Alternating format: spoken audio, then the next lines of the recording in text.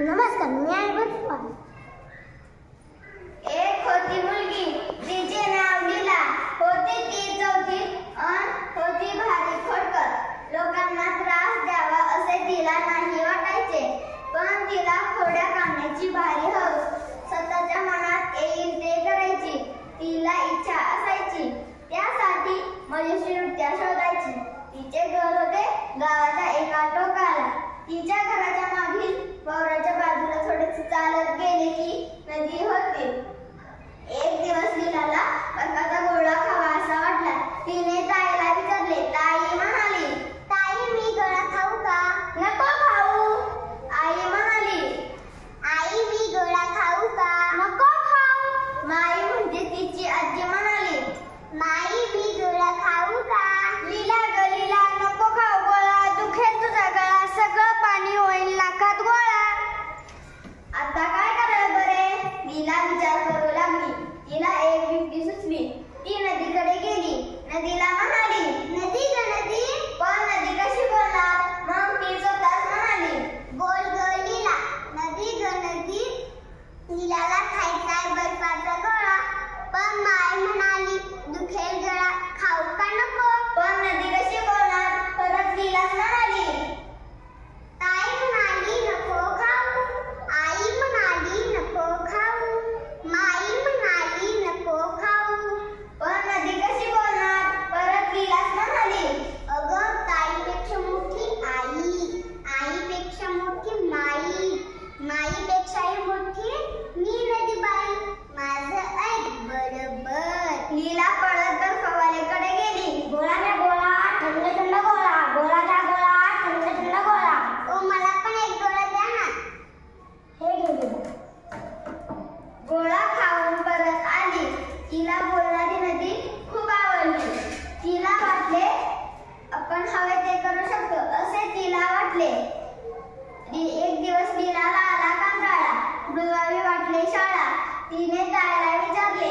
ताई म्हणाली, ताई, मी शाळा बुडवू का? नको बुडू शाळा. आई म्हणाली, आई, मी शाळा बुडवू का? नको बुडू. माई म्हणाली, माई, मी शाळा बुडवू का? लीला ग लीला, आला जरी खटाळा, बुडू नको शाळा, शिकून सवरून होशील चुकी माझ्या बाळा. लीला चिडली. कुणीच कसे शाळा बुडू देत नाही. आई, मी शाळेला जाते. असे सांगून ती नदीकडे गेली. नदीला म्हणाली, नदी ग नदी, लीलाला आलाय कंटाळा, बुडवाय वाटते शाळा, काय करू?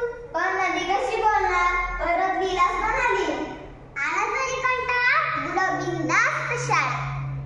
ताई, आई, नाही यांच्यापेक्षा मोठ्या नदीबाईने परवानगी दिली म्हटल्यावर लीला शाळेत गेली नाही.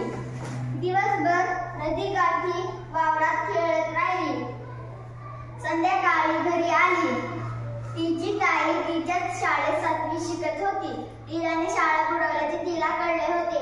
तिने आई अन माईला पण सांगितले होते. आई, आज लीला शाळेत आली नव्हती. लीलाने आज शाळा बुडवली आहे. त्या तिघींना लीलाची बोलणारी नदी पण माहीत झाली होती. त्या तिघींनी लीलाचे गंमत करायचे ठरवले. तिला शाळा बुडवल्याबद्दल कुणीच काही बोलले नाही. काही दिवसांनी आला भोला. भोला म्हणजे लीलाचा मामा. भोला मामा नेहमी खाऊ घेऊन यायचा. त्या दिवशी नेमकी लीला शाळेत निघाली तेव्हा तिचा मामा आला. मामा आला, मामा आला. लीलाला एकदम खुश झाली. काय खावलंस? लीलाने विचारले. भोला मामा म्हणाला, लीला ग लीला, माझ्या लाडक्या बाळा, खाऊ म्हणून आणले बदामी पेढे 16. बदामी पेढे ते पण 16? लीला एकदम खुश झाली. पण शाळेला जायला उशीर होत होता म्हणून ती पळाली. संध्याकाळी आल्याबरोबर मी पेढे खाणार. लीला ओरडतच गेली. शाळेत दिवसभर तिच्या डोळ्यासमोर पेढे नाचत होते.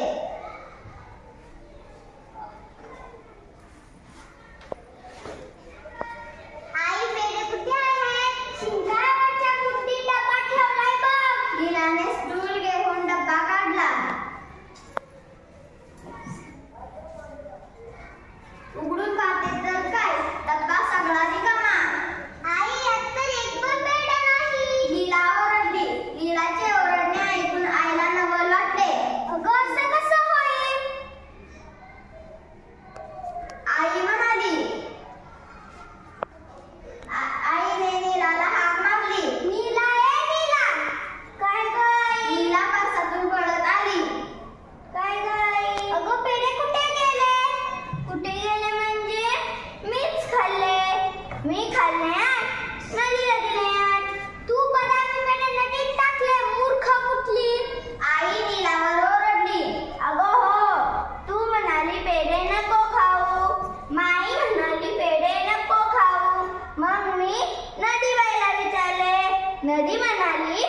नीला ग नीला पेढे आहे 16 तू घेण्यात मला देण्यात. अगं नदी तुझ्याशी बोले.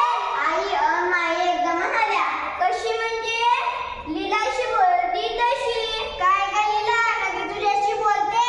माई विचारले. अगं माई तीच तर लीलाला गोळ्या खायला सांगते, शाळा बुडवायला सांगते, हो की नाही ग लीला? लीला मध्येच बोलली. लीला आता चिडली. लीला आता चिडली. तिची खोड तिच्यावर उलटली होती. तिने थोडा विचार केला आणि म्हणाली. ताई आई माई समजलं ग बाई, नदीशी बोलाय आता जाणार नाही. आई हसत कपाटाकडे गेली आणि डब्बा घेऊन आली. लीला नीला घ्या एक पेढा आणि